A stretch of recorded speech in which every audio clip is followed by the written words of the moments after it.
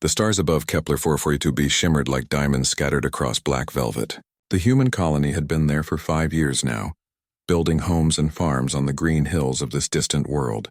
Children played in the streets while their parents worked in the fields. Nobody expected what was coming. Admiral Tae-sung stood on the bridge of the defense station orbiting the planet. He was a tall man with gray hair and tired eyes. He had fought in the border wars 20 years ago, but those days were behind him now. His job was simple: protect the colony and keep the peace. Most days, nothing happened at all. That morning started like any other. Tae-sung drank his coffee and read reports from the night shift. Everything was quiet. The sensors showed normal space traffic. A few cargo ships moved between the inner and outer planets. Some mining drones worked in the asteroid belt. It was boring, and Tae-sung liked it that way. Then the alarm started screaming. "Sir, we have unknown contacts," shouted the sensor officer. "Multiple ships dropping out of faster-than-light travel." "They're big, sir." "Really big?" Tae-sung put down his coffee cup. His hands moved quickly across the control panel. The main screen showed 30 massive warships appearing in space around the planet. They were unlike anything in human design. The ships had sharp edges and dark armor. Weapons bristled from every surface. "Get me a communication channel," Tae-sung ordered. His voice stayed calm, but his heart was beating fast. "And wake up, everyone. I want all defense platforms online in 2 minutes." The communication officer worked her controls. "Channel open, sir." Tae-sung cleared his throat. "Unknown vessels. This is Admiral Tae-sung of the Human Defense Fleet. You have entered human territory without permission. Please identify yourselves and state your intentions." Silence. The alien ships moved closer to the planet. Their weapons began to glow with a red light. "Still no response, sir," the communication officer said. She sounded scared. "Send the message again," Tae-sung said. "And get me connected to Earth. They need to know what's happening here." Down on the planet, Captain Jiwoo was having breakfast with her family. She was a cargo ship captain, transporting supplies between the colony and the mining stations. Her ship, the Morning Star, was docked at the spaceport for repairs. She had 2 weeks of vacation planned. Her daughter was telling her about school when the emergency siren started wailing across the city. Jiwoo jumped up from the table. She knew that sound. It meant danger from space, and stay here, she told her family. "Lock the doors. Don't go outside." She ran to the spaceport as fast as she could. Other people were running too, all heading for the shelters. The sky above was still clear and blue, but Jiwoo knew that wouldn't last long. At the spaceport, crews were rushing to prepare ships for launch. Jiwoo found her ship and ran up the boarding ramp. Her crew was already there, running through the pre-flight checks. "What's happening?" asked her co-pilot, a young man named Hyunwoo. "I don't know," Jiwoo said. "But we need to be ready to fly." In orbit, Admiral Tae-sung tried again to contact the alien ships. "Unknown vessels, you are in violation of Galactic Council laws. Please respond or withdraw immediately." This time, a voice answered. It was deep and harsh, speaking through a translator. "Humans, you are weak. Your worlds belong to the Vraxel Empire now. Surrender or die." Tae-sung felt his blood turn cold. The Vraxel. He had heard stories about them. They were conquerors who took what they wanted. They had destroyed 3 other species in the last century, but they had never come to human space before. "We do not surrender," Tae-sung said firmly. "Leave now and we will forget this happened. Attack us and you will regret it." The Vraxel commander laughed. It was a terrible sound. "You cannot stop us. Watch what happens to those who refuse the Vraxel." 3 colony ships were approaching the planet. They carried families, supplies, and equipment for the growing settlement. 15,000 people were on those ships. They were civilian vessels with no weapons and thin armor. The Vraxel warships turned their guns toward the colony ships. "No," Tae-sung shouted. "All defense platforms, open fire. Protect those ships." The defense platforms began shooting. Bright beams of energy crossed the space between them and the Vraxel warships. But the aliens had strong shields. The human weapons barely scratched them. The Vraxel fired. Their weapons were more powerful than anything humans had. Red beams cut through space like knives. The first colony ship exploded in a ball of fire. Then the second. Then the third. 15,000 people died in less than 10 seconds. On the planet's surface, people watched the sky. They saw the bright flashes as the colony ships were destroyed. Children started crying. Adults stood in shock, unable to believe what they were seeing. Captain Jiwoo saw it too from her ship's cockpit. She felt sick. She knew people on those ships, friends, colleagues, families with children. They killed them all, Hyunwoo whispered. They just killed them all. Admiral Tae-sung stared at his screens. His defense fleet was small. He had 5 frigates, 12 patrol boats, and the orbital platforms. Against 30 Vraxel warships, he had no chance. But he had to try. All ships attack formation, he ordered. Target their lead vessel. Give everything you've got. The human ships moved forward. They fired their weapons.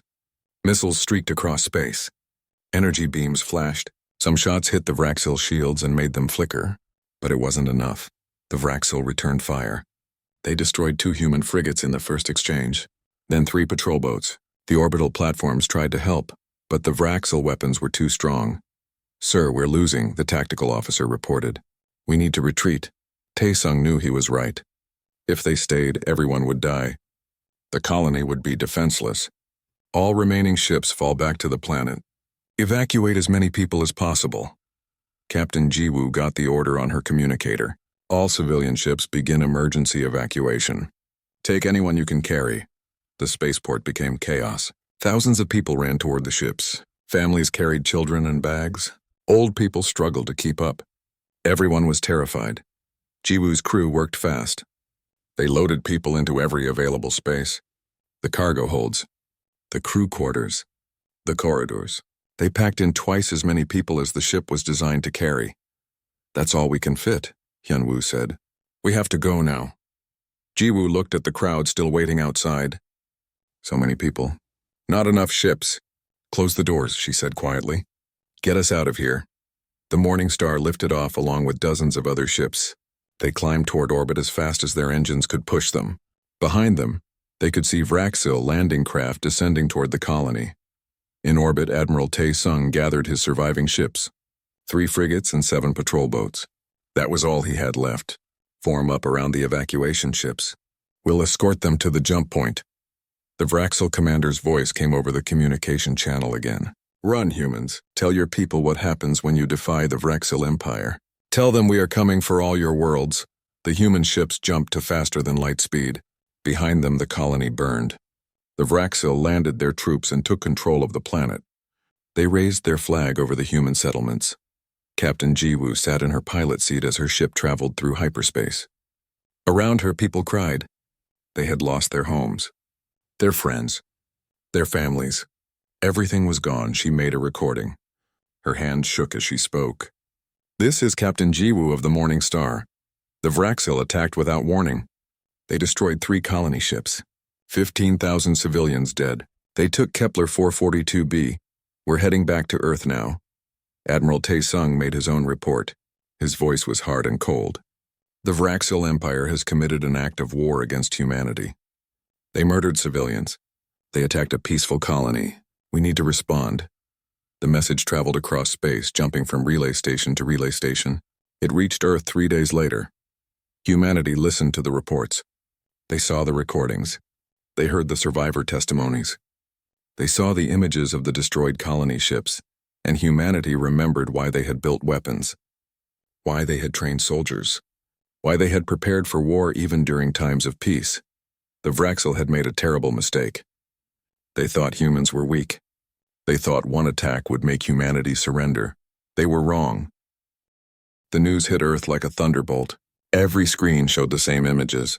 The burning colony ships, the desperate evacuation, the faces of the survivors. 15,000 people murdered in seconds. A peaceful colony destroyed. Commander Byung-ho watched the reports from his office deep under the Rocky Mountains. He was 50 years old with sharp eyes and a stern face. For 20 years, he had commanded the Strategic Defense Initiative. His job was to prepare for the worst, to keep humanity's weapons ready, to make sure Earth could fight if war ever came. Most people thought his job was unnecessary. They said humanity had evolved beyond war. They said the Galactic Council kept peace. They said weapons were relics of a violent past. Byung-ho knew better. He had studied history. He knew that peace only lasted when people were ready to defend it. And now the Vraxel had proven him right. He picked up his secure phone. This is Commander Byung-ho. Authorization code Alpha 7 Delta 9. Activate Protocol Winter. Protocol Winter was humanity's contingency plan. Deep in mountains, under oceans, and in hidden asteroid bases, massive war factories waited in standby mode. They had been built quietly over decades, funded by black budgets that few people knew about. They could produce weapons, ships, and ammunition at an incredible rate. But they had never been turned on before, until now. Across the solar system, lights began turning on in dark facilities. Fusion reactors hummed to life. Assembly lines started moving. Computer systems booted up and began running production schedules. Within hours, the factories were operating at 20% capacity. Within days, they would reach full production. In Geneva, the United Earth Council held an emergency meeting. Representatives from every nation and colony gathered. Some wanted to negotiate with the Vraxel. Some wanted to appeal to the Galactic Council. Some wanted to surrender and hope for mercy. The President of Earth stood up. She was an older woman named Da-Un, who had led humanity through difficult times before. Her voice was quiet but firm. The Vraxel murdered 15,000 of our people. They attacked without warning. They took our colony, and their commander said they are coming for all our worlds. She paused and looked around the room. Some of you want to talk. Some want to wait. Some want to hide. But I ask you this. What will we tell the families of those 15,000 people? What will we tell our children? That we did nothing? That we accepted our own destruction? The room was silent. The Vraxel think we are weak, Da-Un continued. They think one attack will break us. They are wrong. Today I am authorizing full military mobilization. We will show them what humanity does when pushed too far. The vote was unanimous. Deep in the lunar research facility, scientist Da-Un worked in her laboratory. She was not related to the president, but they shared the same determination. For 15 years she had studied antimatter physics. Her research was theoretical, focused on power generation and propulsion.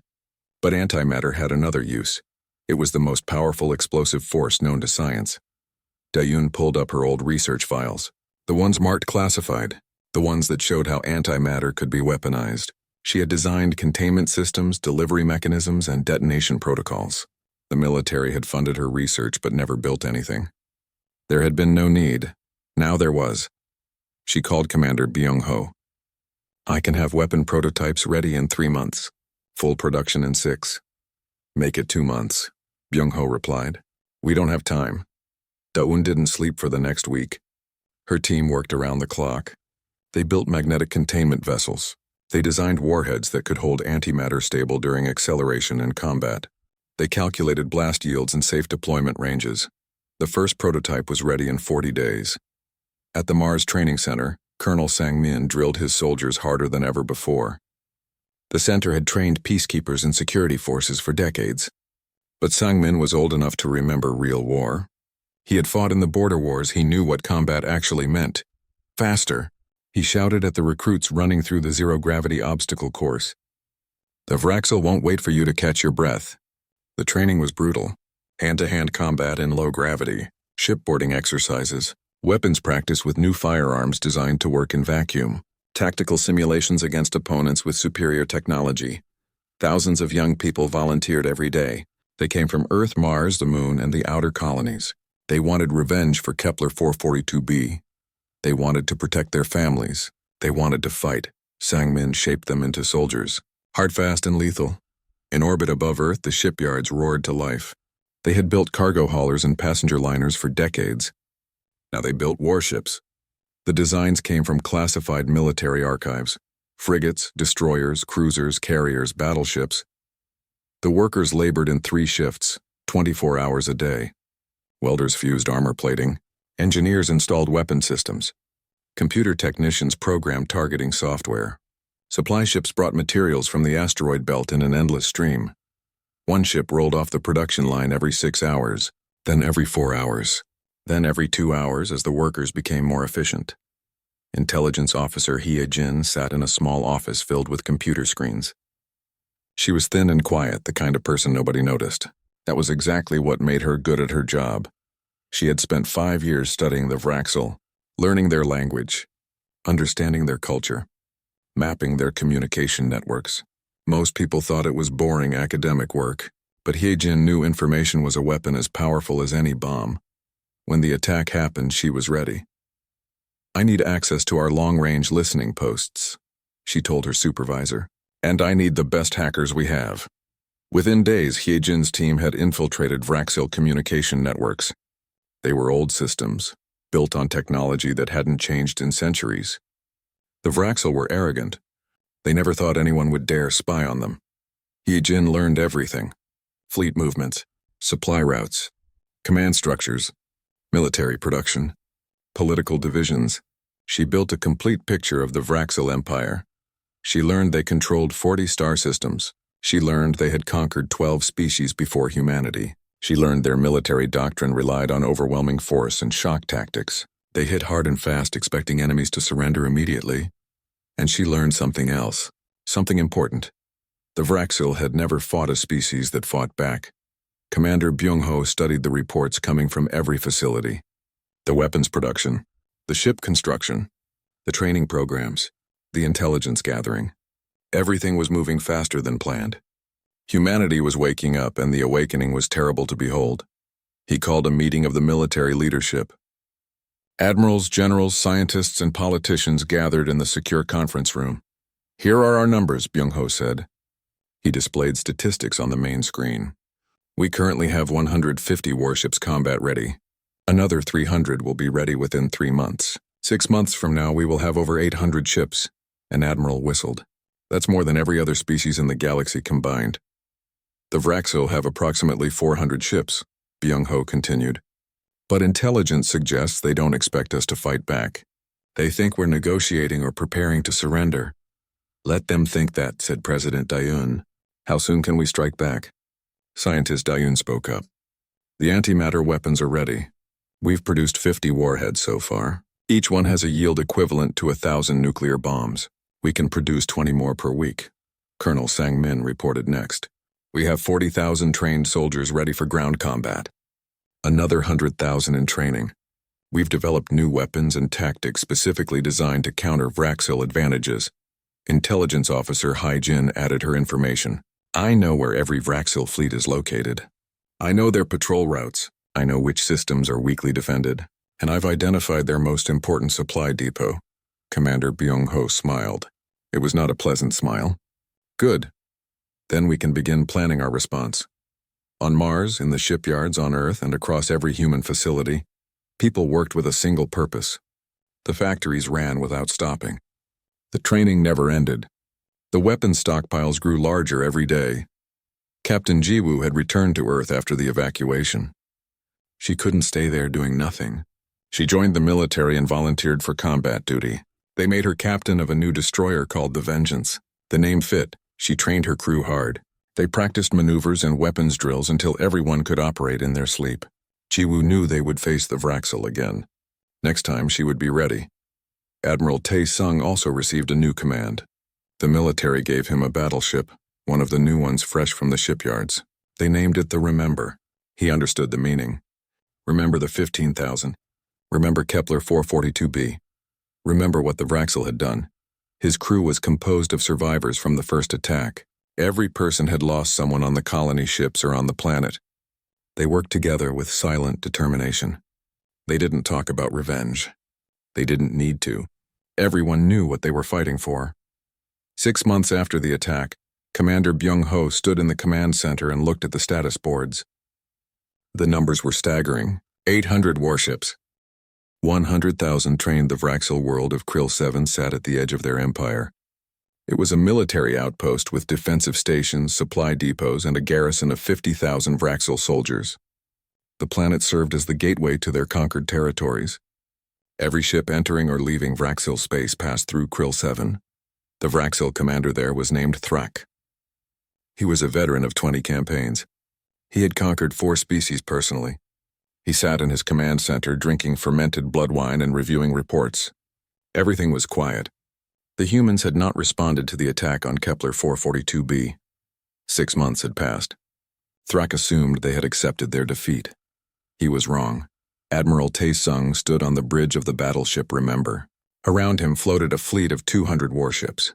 Destroyers, cruisers, carriers, and battleships. It was the largest human military force ever assembled, and it was invisible. The ships used new stealth technology developed by human engineers. They absorbed sensor waves instead of reflecting them. Their engines ran cold. Their hulls were coated with materials that bent light around them. To the Vraxel sensors, the human fleet simply did not exist. Distance to Krill 7? Tae-sung asked. 2 million kilometers in closing, the navigation officer replied. We'll be in weapons range in 10 minutes. Tae-sung looked at the tactical display. The Vraxel had 6 orbital defense stations around the planet. Each station had heavy weapons and shield generators. On the surface, military bases dotted the landscape. The Vraxel thought they were safe. Send the signal to Lieutenant Young-soo. Begin the bombing run. Far ahead of the main fleet, Lieutenant Young-soo piloted a small stealth bomber. He was 25 years old and had trained for this mission for 3 months.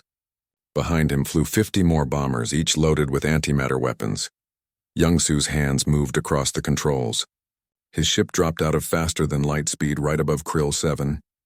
The Vraxel sensors didn't detect him. He was too small, too fast, and too stealthy. Targets locked, he said to his crew. Beginning attack run. The bomber dove toward the planet. The first orbital defense station grew larger in his view screen. Young-soo waited until the last possible moment. Then he released his weapon. The antimatter bomb fell away from his ship. It accelerated toward the station. The Vraxel finally saw it on their sensors, but it was too late. They fired their defensive weapons, but the bomb was already too close. The antimatter contacted the station's hull. Matter met antimatter. The reaction was instantaneous and devastating. The explosion was brighter than a sun. The entire defense station vaporized. The blast wave expanded outward, destroying 2 nearby Vraxel ships. On the planet's surface, people looked up and saw a new star burning in the sky. 50 more bombers released their weapons. One by one, the other 5 defense stations exploded. Each blast was like watching a small piece of the sun being born. Within 2 minutes, all of Krill 7's orbital defenses were gone. Commander Thrak watched his screens in disbelief. What is happening? Where did those ships come from? His communication officer was panicking. I don't know, sir. They just appeared. Our stations are destroyed. Get me reinforcements, Thrak shouted, and raise the planetary shields. But it was too late for shields. Admiral Tae-sung watched the bombing run succeed. Excellent work, Lieutenant Young-soo. All ships drop stealth in advance. Target the surface installations. 200 human warships appeared out of nowhere. They dropped their stealth fields and revealed themselves. The Vraxel sensors screamed warnings. The human fleet was enormous, larger than anything the Vraxel had ever seen in one place. The human ships opened fire. Energy beams and missiles streaked down toward the planet. They hit military bases, weapons factories, and communication centers. The Vraxel tried to return fire, but their defenses were in chaos. Captain Minna commanded the ground assault force. Her troop transport descended through the atmosphere along with 100 others. Inside, 3,000 human soldiers checked their weapons and armor. They were ready. The transports landed outside the main Vraxel military base. The rear ramps dropped open and the soldiers poured out. Minna led her company forward, her rifle raised and ready. The Vraxel defenders opened fire. Their weapons were powerful, designed to kill with a single hit. But the human soldiers wore advanced armor that could take multiple hits. And they moved fast, using tactics that the Vraxel had never seen before. Behind the human soldiers came something new. Autonomous combat drones. These were robots built specifically for war. They were fast, accurate, and fearless. They rolled and flew across the battlefield, their weapons firing constantly. The drones overwhelmed the Vraxel defenders. For every drone destroyed, 2 more took its place. The Vraxel fell back, trying to regroup. But the humans kept pushing forward. Minna's company reached the base's main entrance. The massive doors were sealed shut. She pulled out a breach charge and attached it to the door. Everyone back. The charge exploded. The doors blew inward. Minna led her soldiers through the smoke. Inside, Vraxel soldiers waited with weapons ready. A firefight erupted in the narrow corridors. The battle was brutal and close. Vraxel were larger and stronger than humans, but human weapons were more advanced. The combat drones pushed through the corridors, clearing rooms one by one. Slowly, the humans advanced deeper into the base. On the planet's surface, Engineer Jae-hyun worked at a captured communication station. He was a civilian specialist, not a soldier, but his job was just as important. He connected his computer to the Vraxel network and began typing rapidly. I'm in their system, he reported, accessing their defense grid now. The Vraxel had built their entire planetary defense network on a centralized computer system. It controlled weapons, sensors, shields, and communications. It was efficient, but it had one major weakness. If someone could hack into the main system, they could control everything. Jae-hyun was one of humanity's best hackers. He broke through the Vraxel security protocols in minutes. Their encryption was strong but predictable. They had used the same systems for centuries without updating them. "I have control," Jae-hyun said. "What do you want me to do?" "Turn their weapons against them," Admiral Tae-sung ordered. Jae-hyun's fingers danced across the keyboard. On the planet's surface, automated defense turrets stopped firing at human soldiers. They swiveled around and began firing at Vraxel positions instead. Missile batteries launched their payloads at Vraxel bases. Shield generators shut down, leaving Vraxel troops exposed. The Vraxel defenders panicked. Their own weapons were killing them. Their defenses had become death traps. Orders broke down. Units scattered. Some tried to surrender. Others tried to flee. Commander Thrak watched his base fall apart around him. He had fought in 20 campaigns and never lost. Now he was losing to a species he had dismissed as weak. His pride couldn't accept it. "Send a message to the Empire," he ordered. "Tell them the humans are coming. Tell them we underestimated them. Tell them a human missile struck his command center. The building collapsed. Thrak died under the rubble, his message unsent." Captain Minna's soldiers reached the base's central armory. Inside were weapons, ammunition, and supplies for the entire garrison. "Plant charges," she ordered. "We're not leaving anything useful." The soldiers placed explosives throughout the armory. They set the timers and retreated. 5 minutes later, the entire building exploded. The blast was so large it shook the ground for kilometers around. The battle for Krill 7 lasted 18 hours. When it ended, the planet was in human hands. The Vraxel garrison was destroyed. 50,000 Vraxel soldiers were dead or captured. The military bases were ruins. The orbital stations were debris. Human casualties were 47 dead and 112 wounded.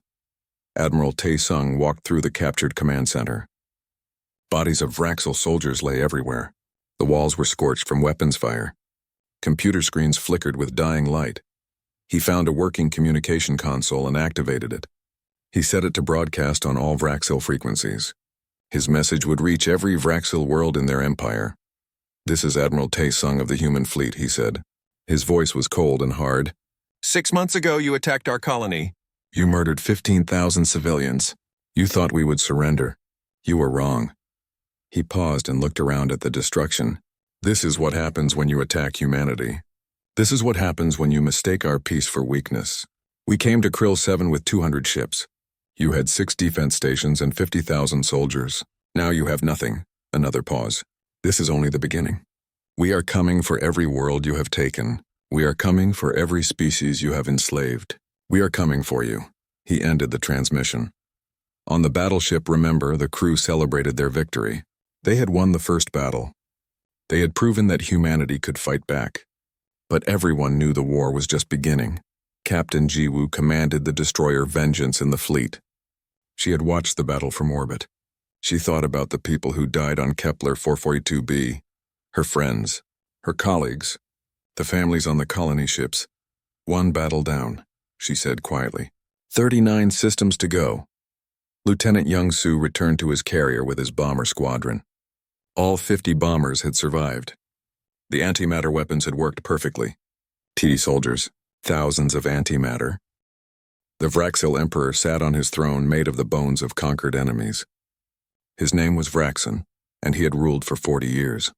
In that time, he had never known defeat. His empire stretched across 40 star systems. 12 species bowed to his rule.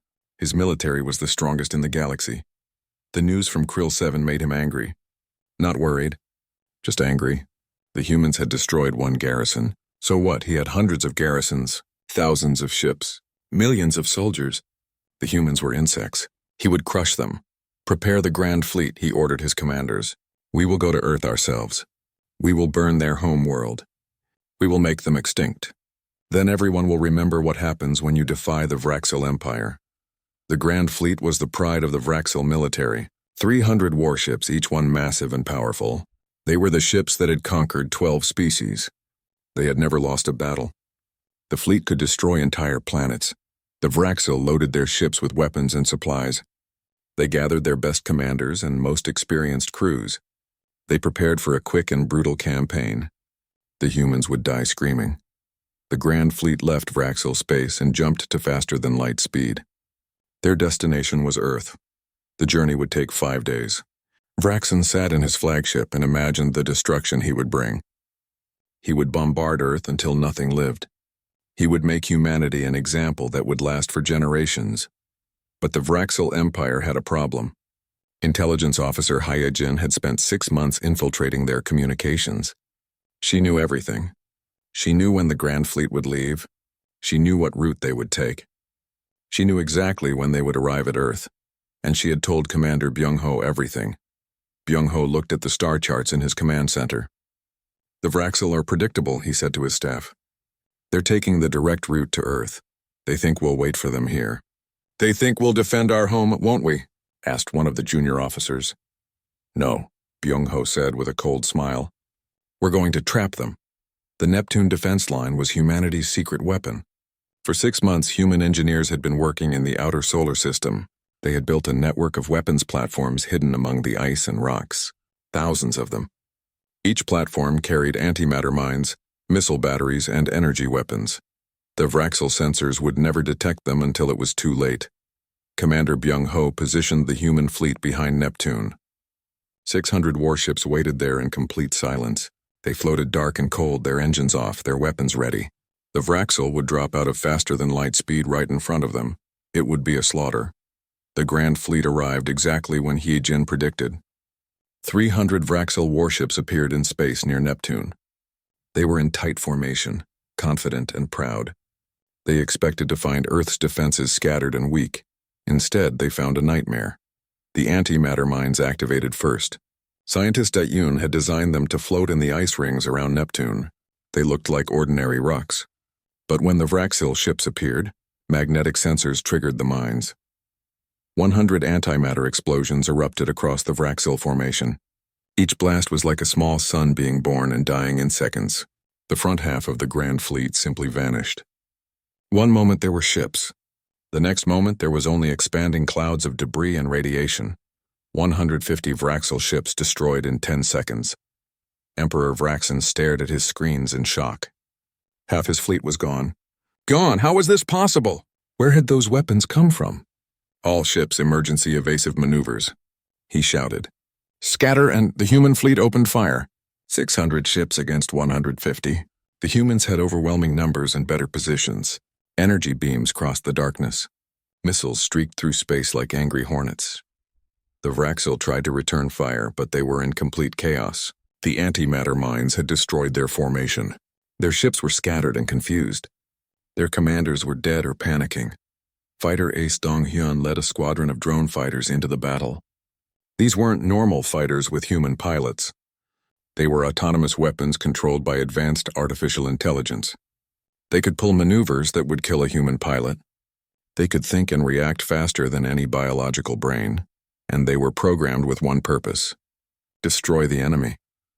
Dong-hyun's drones swarmed through the Vraxel fleet like sharks attacking wounded prey. They fired missiles at close range. They used their energy weapons to cut through armor. They crashed into Vraxel ships in kamikaze attacks when their ammunition ran out. Each drone that died was immediately replaced by 2 more launching from human carriers. The Vraxel shot down dozens of drones, but hundreds more kept coming. It was impossible to stop them all. A Vraxel cruiser tried to flee. 3 drones chased it down. They fired missiles at its engines. The cruiser exploded, its crew dying instantly. Another Vraxel ship tried to fight back. It destroyed 5 drones with its defensive weapons. Then 10 drones swarmed it from different angles. The ship's defenses couldn't track them all. The drones overwhelmed it and tore it apart. Dong-hyun watched from his control station aboard a human carrier. He directed his drones like a conductor leading an orchestra of death. Each movement was precise. Each attack was calculated. The drones danced through space, beautiful and terrible. "Target the flagship," he ordered his drones. "Take down their emperor." 50 drones broke off from the main battle and accelerated toward Vraxel's ship. The flagship was enormous, covered in armor and weapons. Its shields were the strongest in the Vraxel fleet. But 50 drones were more than enough. They attacked from every direction at once. Some drones fired missiles to weaken the shields. Others used energy weapons to burn through armor. 3 drones loaded with antimatter explosives crashed directly into the ship's hull. The flagship's shields failed. Its armor cracked. Explosions rippled across its surface. Inside, Emperor Vraxel felt his ship dying around him. Alarms screamed. Fires burned in the corridors. His crew was evacuating. Everything he had built was collapsing. "This cannot be happening," he whispered. "We are the Vraxel. We are unstoppable." But he was wrong. The humans had stopped him. A final antimatter explosion tore through the flagship's reactor core. The entire ship exploded in a flash of white light. Emperor Vraxel died without even knowing what killed him. Communications Officer Subin worked at her station aboard Admiral Taesung's battleship. Her job was to make sure everyone saw what was happening. She broadcast the battle across all frequencies. Every Vraxel world would receive her transmission. Every species in the galaxy would watch. "This is the human fleet," she said into the microphone. "We are broadcasting from the Battle of Neptune. The Vraxel sent their grand fleet to destroy Earth. They sent 300 ships and their emperor. Watch what we did to them." The video feed showed the destruction, the antimatter mines vaporizing half the fleet, the human ships overwhelming the survivors, the drones swarming like locusts, the flagship exploding. "The Vraxel thought they were unstoppable," Subin continued. "They thought they could attack us without consequences. They were wrong. This is what happens when you threaten humanity. This is what happens when you start a war you cannot win." The transmission reached Vraxel space 3 hours later. On every Vraxel world, people watched their grand fleet die. They watched their emperor's flagship explode. They watched the humans win an overwhelming victory. Fear spread through the Vraxel Empire like a disease. The species that had never known defeat had just suffered their worst loss in history. The emperor was dead. The grand fleet was destroyed. The humans were coming. On the Vraxel homeworld, the government collapsed into chaos. Different factions fought for control. Some wanted to sue for peace. Others wanted to fight to the end. None of them knew what to do. But the human fleet didn't wait for the Vraxel to decide. Admiral Taesung gave the order to advance. All ships jumped to the following coordinates. "We're going after their occupied systems. We're going to free every species they've enslaved." The human fleet split into multiple groups. Each group had orders to liberate a different conquered world. They jumped to faster than light speed and spread across Vraxel space like a flood. Captain Minna led the ground forces to a planet called Thessar. The Vraxel had conquered the native species 20 years ago. The Thessarians were peaceful beings who had never developed weapons. The Vraxel had enslaved them and forced them to work in mines. Minna's ships landed outside a slave labor camp. The Vraxel guards saw them coming and raised their weapons. They thought they could hold off the humans like they had held off Thessarian rebellions before. They were wrong. Human soldiers and combat drones swept through the camp. The Vraxel guards fell within minutes. Minna's team freed 3,000 Thessarian slaves. The slaves stared at their liberators in disbelief. Some cried. Some cheered. Some just stood there, unable to believe they were finally free. "You're safe now," Minna told them through a translator. "The Vraxel won't hurt you anymore." Similar scenes played out on 12 worlds. Human forces landed, defeated the Vraxel garrisons, and freed the enslaved populations. Species that had suffered under Vraxel rule for decades were suddenly free. They looked at the humans with gratitude and wonder. One Thessarian elder asked Minna a question. "Why did you come? Why did you fight for us?" Minna thought about Kepler. 1 year had passed since the Vraxel attacked Kepler 442b. 1 year since 15,000 humans died in the colony ships. 1 year since the war began. Now Admiral Taesung stood on the bridge of the battleship Remember and looked at the planet below. The Vraxel homeworld, the last remaining stronghold of an empire that once controlled 40 star systems. Around him floated 400 human warships. Destroyers, cruisers, battleships, and carriers. Behind them were transport ships carrying ground forces. Surrounding the planet were captured Vraxel defensive stations, now controlled by human engineers. The Vraxel were trapped on their own world. "Open a communication channel to the surface," Taesung ordered. The communication officer worked her controls. "Channel open, sir." Taesung spoke clearly and firmly. "This is Admiral Taesung of the human fleet. I am speaking to whoever is in charge of the Vraxel government. You have 1 hour to respond with your unconditional surrender. If you do not surrender, We will take your world by force. On the planet's surface, the temporary Vraxel government received the message. After Emperor Vraxel died at Neptune, different factions had fought for control. They spent months arguing while their empire collapsed around them. Now only their homeworld remained. The council members looked at each other with fear and desperation. Some wanted to surrender. Some wanted to fight to the end. Some just wanted this nightmare to be over. "We cannot surrender," said one council member. "We are the Vraxel. We have ruled for centuries. If we surrender to humans, we will be remembered as cowards forever. If we don't surrender, we will be remembered as extinct," said another. "Look at what they did to our grand fleet. Look at what they did to our empire. We cannot win this war." The arguments continued for 30 minutes. Finally, the eldest council member spoke. Her voice was tired and defeated. "Pride is worthless if we are all dead. Send the surrender message." But before they could send it, Captain Jiwoo appeared on their screens. She commanded the destroyer Vengeance, and she had been waiting for this moment for a year. Her ship had survived the first attack on Kepler 442b. She had evacuated survivors while the colony burned. She had watched friends die. Now she had something to say to the Vraxel. "My name is Captain Jiwoo," she said. "1 year ago I was a cargo ship pilot. I had a family. I had a peaceful life. Then you attacked my colony. You killed 15,000 civilians without warning. You destroyed their ships while they begged for mercy." She paused and her voice became harder. "I evacuated survivors that day. I heard children crying for their parents. I saw people who had lost everything. I listened to their stories. Do you know what they asked me? They asked me why. Why did the Vraxel attack us? Why did you kill our families?" The Vraxel council members listened in silence. "You attacked us because you thought we were weak," Jiwoo continued. "You thought one attack would make us surrender. You thought we would accept our own destruction. You were wrong about everything." She leaned closer to the camera. "This is humanity's answer to your attack. Look around your planet. 400 warships surround you. Your empire is gone. Your military is destroyed. Your emperor is dead. You started a war you could not win. Now you will live with the consequences." The transmission ended. The Vraxel Council sat in stunned silence.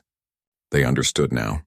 The humans had not just defeated them militarily, they had broken them completely. The mighty Vraxel Empire had been reduced to one planet in 1 year. The surrender message was sent 5 minutes later. Admiral Tae-sung read the surrender terms. They were simple and absolute. The Vraxel would disarm completely. They would dismantle all weapons factories and military installations. They would never build warships again. They would be monitored by human forces permanently. Any violation would result in immediate military action. The Vraxel had no choice but to agree. Human soldiers landed on the Vraxel homeworld. Captain Minna led her troops through the capital city. The Vraxel people watched from their homes, their faces showing fear and shame. The species that had conquered 12 others was now conquered themselves. Minna's soldiers were professional and disciplined. They didn't loot or harm civilians. They secured military facilities and confiscated weapons. They treated the Vraxel with the same rules of war that humanity followed for any defeated enemy. But the message was clear. The Vraxel were finished as a military power. Engineer Jae-hyun worked with his team to dismantle the last Vraxel weapons factory. They used cutting torches and demolition charges to destroy the assembly lines. Machines that had built warships for centuries were reduced to scrap metal. "It feels wrong somehow," said one of the engineers. "Destroying all this technology." Jae-hyun shook his head. "These machines built the ships that attacked Kepler 442b. These machines built the weapons that killed 15,000 people. They need to be destroyed so it never happens again." Lieutenant Young-soo flew patrol missions over the Vraxel cities. His bomber was equipped with sensors instead of weapons now. He monitored for any signs of resistance or hidden military installations. But there was nothing. The Vraxel had truly surrendered. He thought about the first battle at Krill 7. He thought about all the people who had died in this war. Vraxel and human both. War was terrible even when your side won, even when the enemy deserved to lose. "Do you think we did the right thing?" he asked his co-pilot. "The Vraxel started the war," the co-pilot replied. "We just finished it." Young-soo supposed that was true, but he still felt the weight of all those deaths. Intelligence officer Hee-jin established a monitoring station on the Vraxel homeworld. Her team would watch everything. Communications, travel, manufacturing, everything. If the Vraxel tried to rebuild their military, humanity would know immediately. How long will we need to monitor them? Asked one of her analysts. Generations, Heejin said. Maybe forever. The Vraxel need to learn that their days of conquest are over. They need to understand that if they ever threaten another species again, humanity will stop them. She looked at the data flowing across her screens. The Vraxel had ruled 40 systems through fear and violence. Now they were prisoners on their own world. It was harsh but necessary. Some species needed to be taught hard lessons. Colonel Sang-min worked with the freed species to rebuild their worlds. The 12 species that the Vraxel had conquered were now free. But freedom came with challenges. Their infrastructure was damaged. Their populations were traumatized. They needed help. Humanity provided that help. Medical supplies, food, building materials, technology. Human engineers helped rebuild cities. Human doctors treated the injured. Human teachers helped restore education systems. Why are you helping us? Asked a Thessarian leader. You defeated the Vraxel. You could leave us to rebuild on our own, Sang-min smiled. Because that's not who we are. We didn't fight this war to build an empire. We fought to stop the Vraxel from hurting anyone else. Now we're going to make sure you can live in peace. The freed species looked at humanity with a mixture of gratitude and wonder. They had expected their new conquerors to be like the Vraxel. Instead, they found allies. Commander Byung-ho returned to Earth after the surrender. He walked through the underground command center that had coordinated the entire war. The screens that once showed battle reports now showed reconstruction efforts. The war was over. Now came the harder work of building peace. President Dayun met him at the entrance. Well done, Commander. You led humanity to victory. Byung-ho shook his head. I just activated the weapons. The real victory belongs to everyone who built them. Everyone who fought and everyone who refused to give up when the Vraxel attacked us. What will you do now? Dayun asked. Keep watching, Byung-ho said. The galaxy is a dangerous place. We were lucky the Vraxel underestimated us. Next time we might not be so lucky. We need to stay ready, Dayun agreed. Humanity had learned a hard lesson. Peace was precious, but it required strength to maintain. 6 months after the surrender, the Galactic Council held a special session. Representatives from every known species gathered. The topic was humanity's role in the galaxy. Ambassador Hye-jin represented Earth. She was the same Hye-jin who had infiltrated Vraxel communications and gathered the intelligence that won the war. Now she spoke for all humanity. The Galactic Council has questions for humanity, the council leader said. Many species are concerned. You destroyed the Vraxel Empire in 1 year. You have the most powerful military in the galaxy. What are your intentions? Heejin stood and addressed the council. Humanity's intentions are simple. We want to live in peace. We want to trade, explore, and learn from other species. We don't want to conquer anyone. But you conquered the Vraxel, another representative pointed out. We didn't conquer them, Hye-jin corrected. We stopped them. There's a difference. The Vraxel attacked us without cause. They murdered our civilians. They threatened our existence. We responded with force because we had no choice. She looked around at the assembled representatives. Humanity believes in peace. But we will never accept our own destruction. We will never let another species attack us without consequences. The Vraxel learned that lesson.